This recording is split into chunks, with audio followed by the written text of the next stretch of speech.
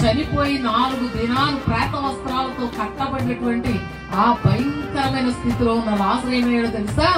బ్రతికాడు. లాజరు సజీవుడిగా లేచాడు. లేచి యేసయ్య దగ్గరికి అదే వస్త్రాలతో వచ్చాడు. ఆయన ఒక మాట చేత అద్భుతాన్ని చేయగలడు.